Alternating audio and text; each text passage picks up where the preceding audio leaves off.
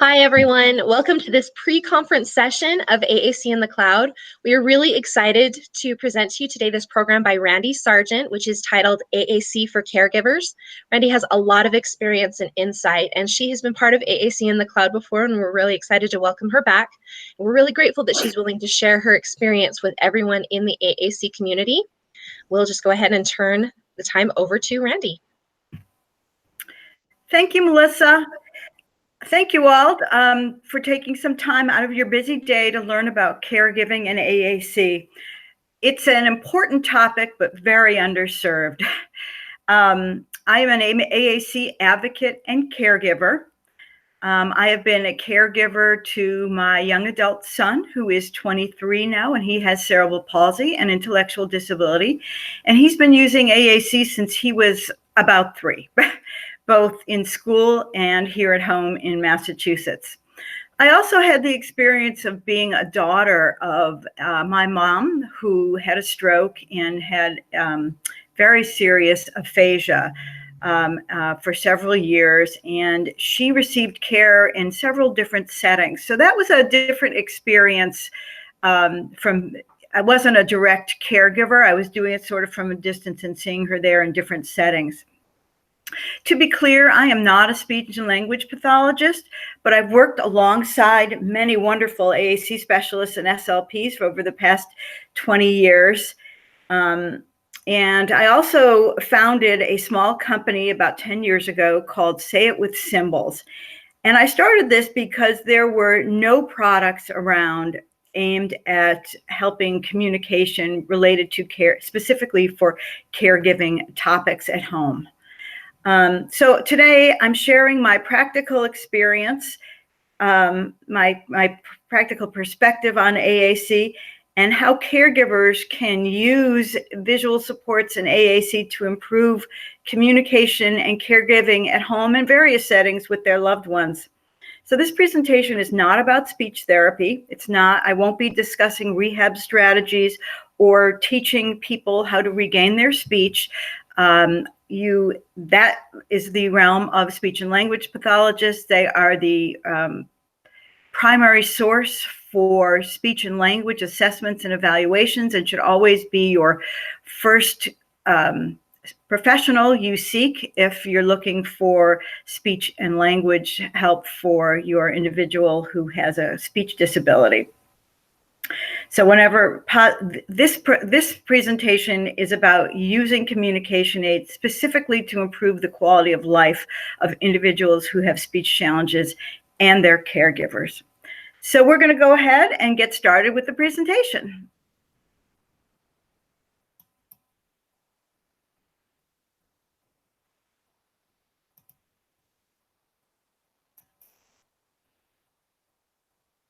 I'm hoping you can all see this. It says AAC for caregiving. Yep, looks good, Randi. Okay. So a brief overview of what we're going to do today. We're going to talk about why and how augmentative communication is vital to good care, who can use AAC to improve care and where it can be used, using pictures and visuals with adults, and then we'll do a quick overview of no-tech, low-tech, and high-tech AAC alternatives. We'll show you some examples of AAC designed specifically for patient care, personal care, and emergency care. And I'll share with you some resources for free and low-cost products. So the objectives for AAC for caregiving might be different than it would be for a speech and language pathologist. People are professional caregivers, social workers, parents. And having an individual come home from a hospital or experiencing a speech loss when they haven't had it before, the main objectives are to regain or maintain the user's independence. And we want them to retain a sense of dignity and control by having a say and making choices about their care. They may have lost that ability totally, and it can be very frustrating. So using augmentative communication can help them express emotions, essential pain, discomfort, and worries. They can communicate specifically about their medical care and concerns and share their story with others. That's a big part of the healing process. They can talk with unfamiliar people to help them understand their situation. A big factor is avoiding challenging behaviors. Sometimes being in a position to be helpless causes a lot of frustration and anger from the people you love, and it will be new. And what does that cause? Of course, caregiver stress. So by using augmentative communication aids, we are trying to enhance and improve dignity, and then, make it easier for the caregiver as well. So briefly, who benefits from AAC? Adults and not just children. Most of us are used to thinking of augmentative communication services in school. I am making that transition to using those same kind of communication aids for the adult community. People who have newly acquired disabilities that impact their speech, such as stroke, aphasia, brain injury. It's also useful for people who are temporarily nonverbal due to a procedure, intubation, cancer procedures, things like that. It can be used with people who have progressive neuromotor diseases such as ALS, Parkinson's, and possibly even dementia, although there's very little research on that. People with developmental disabilities and autism have the same right as anyone else to be able to communicate their care needs, even if they have an intellectual disability. Picture-based AAC can also be used for people who are foreign language speakers, don't speak English that well, because many of the communication aids obviously rely on pictures, and some of them are available in multiple languages. And it also, benefits caregivers, nurses, social workers, speech pathologists, and other therapists who all have the same goal of trying to enable that individual to live a healthy and independent life. I want to take a minute to talk about AAC and aphasia, because that is probably one of the most prevalent ways to experience voice loss. More people experience aphasia than cerebral palsy, and multiple sclerosis, Parkinson's, or muscular dystrophy together. And according to the National Aphasia Association and a survey they did, about 750,000 strokes occur each year, of which about a third result in aphasia. And there are at least 2 million people in the US with aphasia. So that can be very severe. It can be progressive. They can, they can improve. There's lots of therapy you can do for aphasia. But this is I'm primarily concerned about letting people express their needs either before, during, or after therapy. Where can AAC be used? It can be used anywhere where care is provided. I'm going to talk about some of these aids that are geared for these things: hospitals, rehab facilities. You can use it at therapy appointments, nursing homes, hospices, homes, and even schools. And I can tell you that my customers mirror this exactly. Many hospitals, and we'll go into that a little further, have access to speech pathologists and AAC professionals. But as you get down this list to homes, the prevalence and knowledge about AAC decreases. So at a hospital, particularly acute care hospitals, they may, if you ask or have a speech pathologist consulting, have some kind of aids that they can use for pre-op, post-op, and bedside for patients who are having procedures that render them nonverbal. AAC can be used for emergency care by first responders in the event that that person cannot communicate either through their physical ability or shock, or they don't speak English. AAC is very important at allowing the patient to express their feelings and concerns. Imagine if you were in a severe accident and you could not express how you were feeling or where people were. It's very stressful. And then, of course, expressing end-of-life wishes and care needs. And these things can take place in any setting. But beyond the acute care setting, AAC can also be used at home with caregivers. You can use it to make food choices at mealtimes, in bedrooms, dressing, personal care, grooming choices. Bathing choices is a big one. A lot of people might not understand or don't want to bathe, and by giving people choices, you're giving them some control over what is happening to them. AAC for socializing, especially for patients, individuals with aphasia. They don't have an intellectual disability. So not being able to make choices or communicate can be very frustrating and isolating, and can be result in depression. So communication aids can help make choices with recreational activities, visitors, who you want to see, who you don't want to see, asking comments and questions, and of course, expressing feelings. I'm going to move a little bit into some research, because what would a presentation be without some, without some actual research? A good website for that is called patientprovidercommunication.org. And I'm going to talk a little bit about some research that was done. I think this says 2009, but 2012 also, where they tested communication aids, and I'll show you what that example was, in acute care settings. And the outcomes, were not that surprising, of course. The patients using an augmentative communication device that was specifically geared for inpatient care, the patients experienced greater satisfaction and health outcomes. They had a better continuity of care between providers. As you know, hospital staff change and shifts, they come in and out. Avoided a lot of communication breakdowns.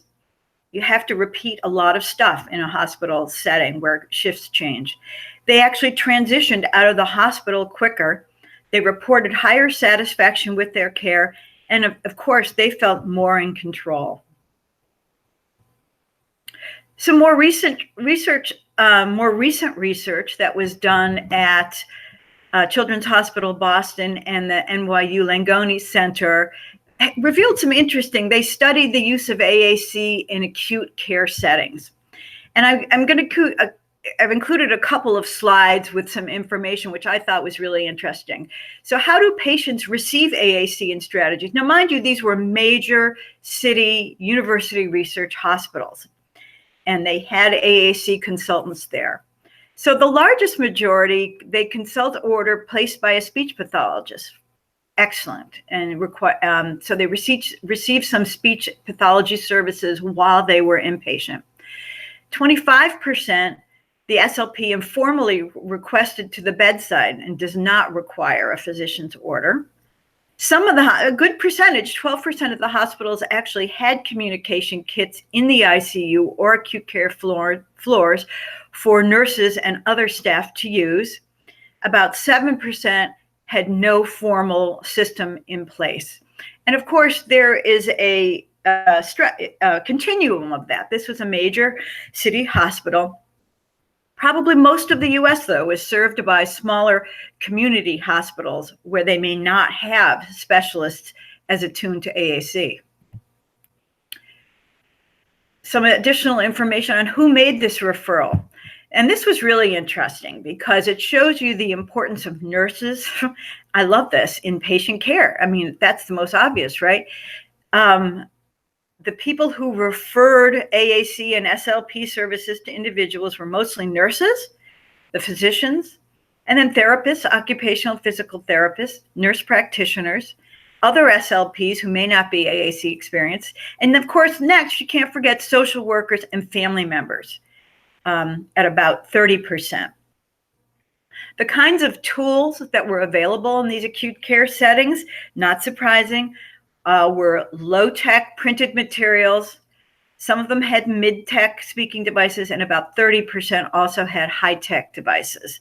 I'll go over some examples of that in a minute, but low-tech being the most easiest and most prevalent. So I want to thank those physicians for conducting this research, and it would be awesome to have that extrapolated out to the community. I would be remiss if I didn't bring up something from the Joint Commission on Communication Needs. The Joint Commission is an organization that audits and accredits hospitals. And in 2012, they issued, along with this Committee on Communication Needs for Persons with Severe Disabilities, a Communication Bill of Rights. And this basically addresses that communication is a right. It's a basic right through communication beyond, to have the right to interact socially, request things, and make choices about their care. So in the event that, I put this in here because you can download this, I believe it's on patientprovidercommunication.org, as a resource if needed. If somebody denies your loved one the right to have communication aids, this document is a great source of authority. So, especially in institutional environments, I hear, and I experienced myself, a lot of sort of pushback and challenges to using AAC. And I'm going to go over briefly some of the main reasons for that. Outside of major city acute care hospitals, I'm guessing the awareness of AAC products in many settings is pretty low. So that would include community hospitals, nursing homes, rehab centers, and homes. The nurses, the LPNs, the care providers, CNAs may not have any familiarity with AAC. They may not actually even have access to speech and language pathologists or AAC specialists, again, who are the primary source for doing assessments and evaluations. People are concerned about the cost, particularly for a high-tech device. They may or may not have insurance coverage for high-tech AAC, and there is no insurance coverage for low-tech or medium-tech AAC or related assistive technology. Caregivers and staff and family don't have any training on how to use these visual supports. It's not difficult, but they would benefit by having training and seeing some success, which would lead them to use it with others. The patient or loved one themselves may not have interest. That's like similar to other kinds of assistive technology. They may say, I don't need that. I don't want that. That's not appropriate for me. So there's a lot of rejection by the user, the potential user themselves. And we'll review a little bit on ways to reduce that objection and make it a little more appealing. There's relatively a small number of products available. I mean, there's high-tech products and literally hundreds of apps. But in terms of low-tech products, there are relatively few and may or may not be available through common purchasing channels that people use. No time to make or customize. For the AAC to be effective, it really has to be relevant and personal, and so it requires some customization. SLPs do not have time to do this. Individuals may not have time to do it. So that is a concern, and particularly in acute care cases, and it was my experience as well, a person comes home from the hospital having a acute condition. I mean, sort of one of the last things you think about is, oh my gosh, how am I going to help them communicate? I'm so worried about their safety and their mental health through all this. They just don't have the time to make communication aids. So some ways that we can hopefully increase the adoption of using assistive technology in AAC like this is by making it relevant and age appropriate. So people, if you use a device that's got cartoon-like pictures in it, they may automatically reject the use of that. They may think it's not appropriate for them. They may feel insulted. Recommend using images that are featuring adults and appropriate and have adult appropriate options and situations. Of course, personalizing it with motivating choices and important people and events. People want to be able to feel the need, will be compelled to talk about things that are important to them, both emotionally and, of course, physically. And modeling, and speech pathologists love that. You know, you really got to show people how to do it, use it with them, demonstrate success. And once they see that they can point to a picture, get what they want, that is going to encourage them to use AAC going forward. So here are examples. Most speech pathologists are familiar with other picture sets that are used in schools. There are others out there that can be used with adults. The I Speak product is British. I import them, actually. On my website, I have them. So they have literally adult and elderly care topics. Some Imagine symbols, which are published by Attainment. Mulberry symbols, which are what I use in my products, but they are available free on the web. And products like from GoTalk that use pictures or using pictures from the web.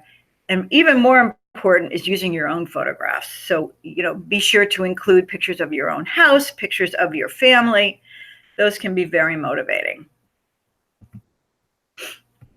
So we're going to talk a bit about no-tech, low-tech, and high-tech devices and tell you a little bit. No-tech communication is things like writing, answering yes/no questions, putting a pen to paper and writing if they're physically able to do that, gesturing and pointing, using sign language or sign approximations, pointing, eye gaze. I put eye gaze in there because it can be high tech if you use high tech equipment, but it can also be low tech. This picture here that I show you is something I make out of slide holders.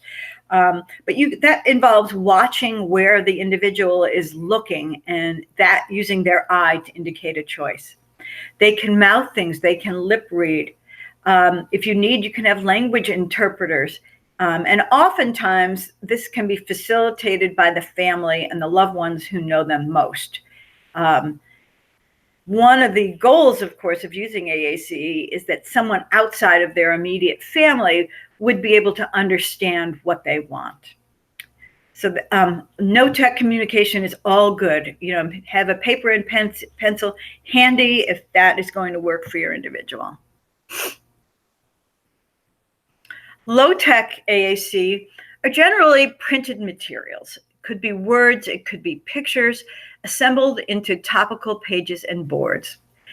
They're easy to use. Anybody can use them. You don't need a whole lot of training. Some of them can be personalized.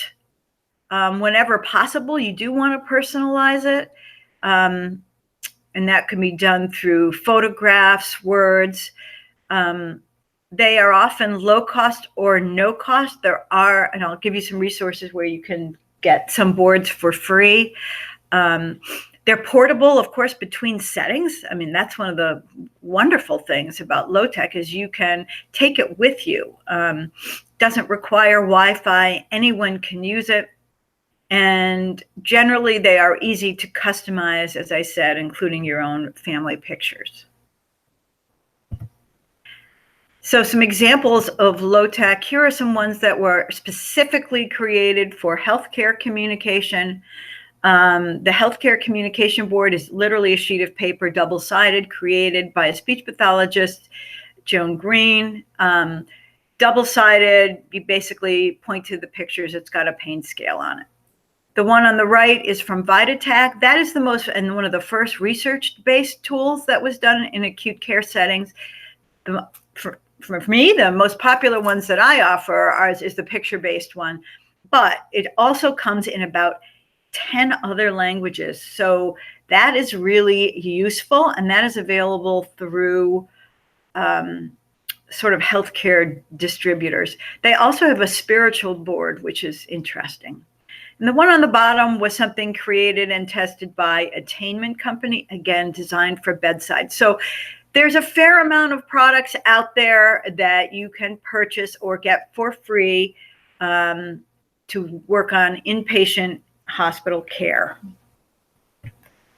For personal care, not as many, which is why I created a lot of these. Personal care covers things like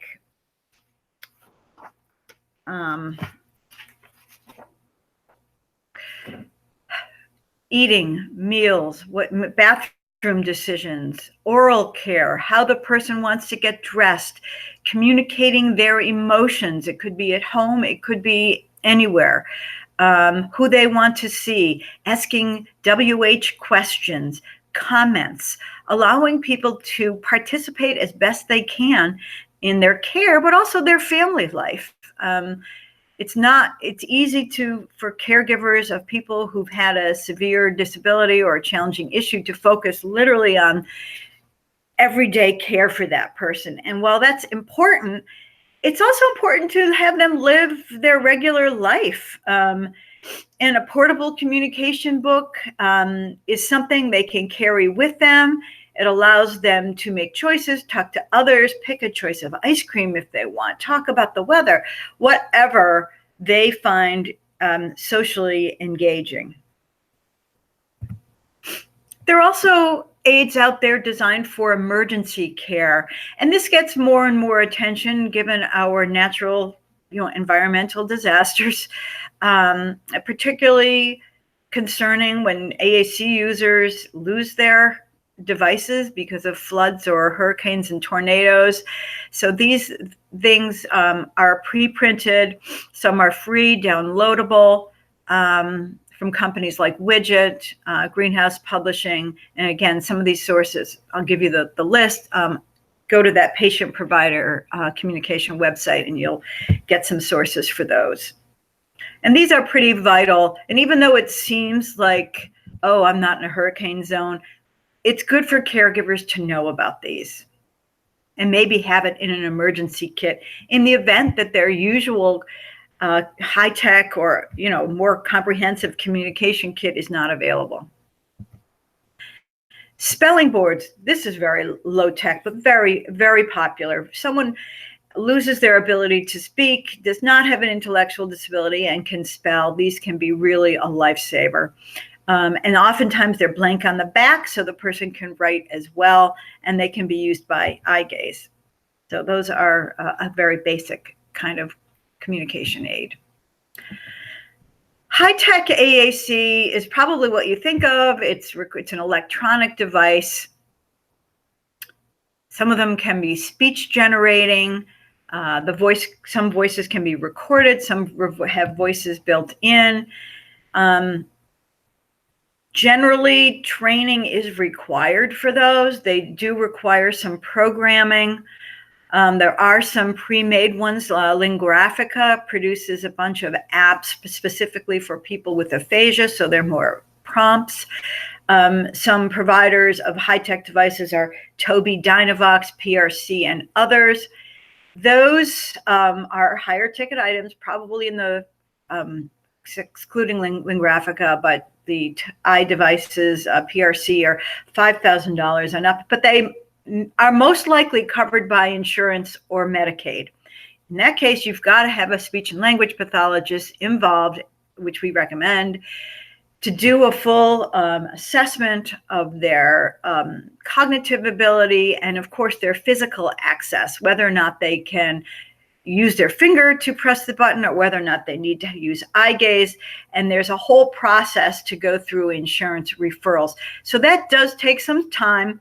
There are some sources, however, many states have AT loan programs.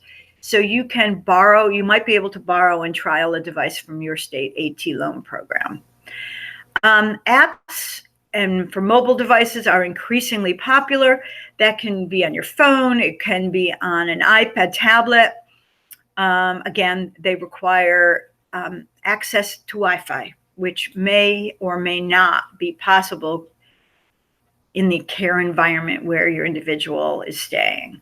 Hospitals, I think, do generally have Wi-Fi. I'm not sure you'd want to leave a tablet around a hospital room if you're not there. So that's also kind of a challenge. They're $500 or so for the device. And depending on the complexity of the app, they can be expensive too, although many are not. There are literally hundreds of AAC apps, and I've just listed a few of them here that are specific or low cost, dealing with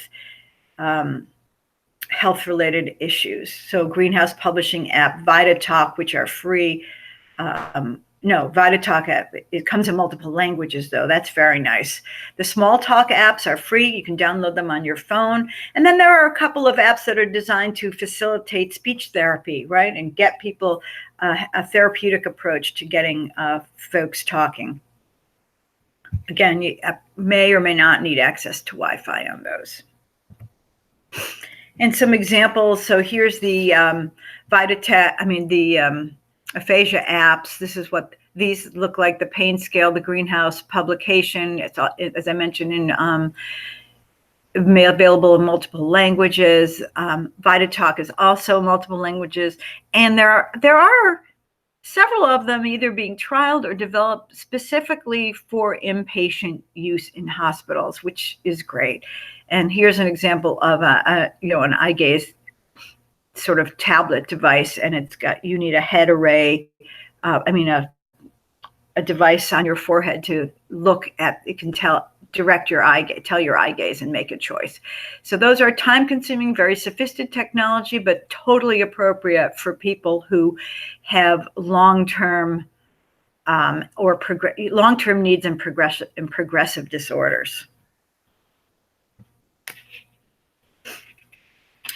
So here's my list. Over the years, I have shared these with many families and parents, and they are a great source for either free or low-cost items. As I said, patientprovidercommunication.org has a lot of research and can show you, you can download things from there.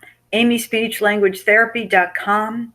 My website, sayitwithsymbols.com, has a pretty long resource section, as well as items that you can purchase online. Greenhouse Publication, she's mostly academic, but does have some healthcare, and of course, attainment. Widget Health. The UK is actually fairly progressive in this area, so if you don't mind slight British spellings and things, there are things you can get for free and download which have British spelling, but they're communicating the same kinds of things. So in summary, how do you as a caregiver, or as a parent, either for a child or a spouse, a loved one, what are some of the steps you can do to have success with AAC? First of all, get a referral to a speech and language pathologist to do an appropriate and complete assessment. They will assess their access needs. They can help recommend products. They can direct you to apps that would be appropriate. They can go through those hundreds of apps and find the ones that at the right cognitive level, perhaps, or depending on, if you've had a stroke or dementia or even an intellectual disability, help create and choose products that would be appropriate and not frustrating. Patients have the right to communicate and use AAC in care settings, and you should ask for it, because your patient, your family member, won't be able to ask for it, but you can. So always speak up and ask their caregivers, their doctors, nurses, social workers, that you'd like to have a speech and language evaluation, or bring in your own materials if you've made it and you have the right to use that. Make sure the topics are appropriate and relevant for that individual. They don't want to talk about school morning meetings. You need to find those topics that affect them right when and where they are. So in a hospitalized setting, it could be pain, it could be suctioning, rolling over, things that are, more urgent in nature.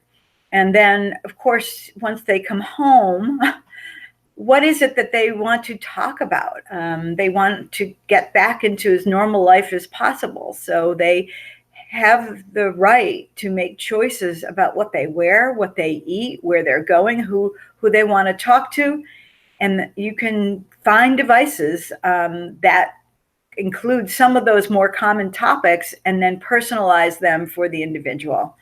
It will always be more motivating if it's personalized to their needs. So when I designed my products, actually, I came up with a dozen or so common options on each topic, and then allowed another page where you can personalize pictures, the dog, your house, individuals they want to see, to personalize it. Modeling cannot be underestimated. No, the individual wants to feel that this is important and is going to be useful to them. So if you as a caregiver use these devices as well, I include a instruction guide with my products. I don't know if the others do, that talk about how to achieve success by going through the book with the individual, modeling its use, saying, I'm going to have a cup of tea, pointing to the tea picture. Would you like one? Modeling is a very effective way to get consensus and show it's important. So, and then of course, having access to these communication aids in all care environments is important. You can't take someone's voice away. They had it in the hospital and they get home and it's not there anymore. That would be very frustrating and lead to, potential depression. I've seen people, you withdraw, you become very passive. You want to avoid them by empowering them to make choices. And lastly, of course, if you want to make or purchase AAC, go online, get examples there's plenty of examples if you search for AAC, even images of, communication books that you can make. Most are not downloadable, I don't think. But you can purchase them as products, or you can borrow pictures from the various free sources. There's a section on my website actually that says sources for free images. You can also borrow non-copyrighted images from the internet and make your own books. So again, that's going to be the most relevant. So this is in my summary, my practical experience, both with creating AAC and implementing it. And those are my tips. I would encourage you to, increase your knowledge of the products that are out there, know the basics of how to use them, download some of the freebies, get us started that way, and, share that with your loved ones' caregivers, whether it's their nurses, their doctors. Don't forget, most care is happening out at a community setting where people in nursing homes and assisted living, dementia care centers might not have access or knowledge of these things. So it's going to be up to you as a caregiver to advocate for this for them. So that's it for my presentation. I hope I've provided you with some thought-provoking examples and situations where AAC can be used. You can feel free to reach out to me. There's my email address, or give me a call, and I'm happy to send you a copy of this slide deck if you'd like to share with others, or any other free materials I might have. So thank you for listening. Wonderful. Thank you so much, Randi. We really appreciate your time and you sharing your experiences and the insights that you've gained over the years. We're grateful for that. We hope you've enjoyed this presentation and you'll join us for additional sessions of AAC in the Cloud moving forward. Thanks a lot, everyone. Have a great day.